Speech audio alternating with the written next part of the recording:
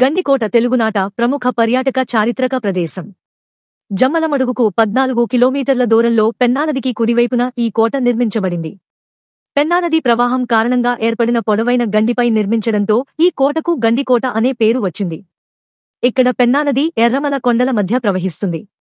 గండికోటకు పడమర, ఉత్తర దిక్కులలో పెన్నానది కోటను చుట్టుకున్నట్లుగా ప్రవహిస్తుంది. నదీ ప్రవాహానికి 90 మీటర్ల ఎత్తులో ఈ కోట నిర్మించబడింది. కళ్యాణి చాళుక్య త్రైలోక్యమల్ల మహారాజుకు సామంత రాజైన కాకరాజు క్రీస్తుశకం 1123వ సంవత్సరంలో గండికోటను నిర్మించినట్లు గండికోట దుర్గం కేఫియత్ తెలుపుతోంది. కాకరాజు అసలు పేరు చిద్దన చోళ మహారాజు. ఈయన బొమ్మనపల్లె వాసి. కాకరాజు కోటను నిర్మించడమే కాకుండా కోటలో రామబాణం, వీరభద్రబాణం, మాధవచక్రం బురుజులను ఏర్పాటు చేశాడు. క్రీస్తుశకం 1273వ సంవత్సరం నాటి అత్తిరాల శాసనంలో గండికోట గురించిన ప్రస్తావన మొదటిసారిగా కనిపిస్తోంది. కాయస్థ అంబదేవుడు తన రాజధానిని వల్లూరి నుండి గండికోటకు మార్చినట్లు క్రీస్తుశకం 1290వ సంవత్సరం నాటి త్రిపురాంతకం శాసనం తెలుపుతోంది. ఆ తర్వాత రెండవ త్రిపురారిదేవుడు సోమయలెంక, జుట్టేలెంక గొంకారెడ్డి పాలించారు. మొదటి బుక్కరాయలు కాలంలో ఎల్లమరసామాఖ్యుడు గండికోట పాలకునిగా ఉండి అక్కడి యోగానంద నరసింహలయానికి మరమ్మతులు చేయించాడు. శ్రీకృష్ణదేవరాయల కాలంలో సాళువ తిమ్మరుసయ్య గండికోటను నాయంకరంగా పొందారు.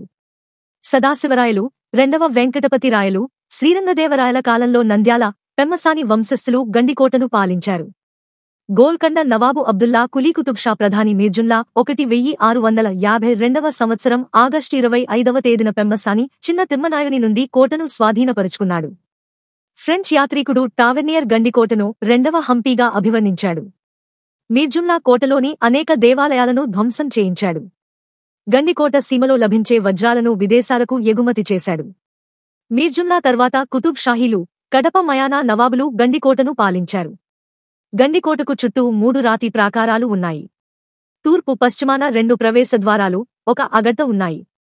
కోటగోడలను 1 టన్ను బరువుండే ఎర్రటి, నున్నటి సానపురాళ్లతో నిర్మించారు. పునాదులు లేకుండానే కోట గోడలను నిర్మించడం ప్రత్యేకత. తూర్పు నుండి పడమర వరకు కోట పొడవు 1200 మీటర్లు. కోట వెడల్పు 800 మీటర్లు. కోట గోడ చుట్టూ 101 బురుజులు ఉన్నాయి. కోట తూర్పు వైపున ఉన్న ప్రధాన ప్రవేశ ద్వారం 20 అడుగుల ఎత్తు ఉంటుంది. కోట ద్వారాలకు ఇనుప గుబ్బడాలు బిగించి శత్రు దుర్భేద్యంగా నిర్మించారు. గండికోటలో ప్రధాన ప్రవేశద్వారం నుండి ముందుకు వెళితే చార్మినార్గా పిలువబడే కట్టడం కనిపిస్తుంది. అలాగే జుమ్మా మజీద్, మాధవరాయ, రంగనాథ ఆలయం, ధాన్యాగారం, కారాగారం, రాయల చెరువు, పెన్నాలోయ చూడదగ్గవిగా పేరుగాంచాయి. ఇక్కడి పెన్నాలోయ గ్రాండ్ కాన్యన్ ఆఫ్ ఇండియా గా పేరుగాంచింది.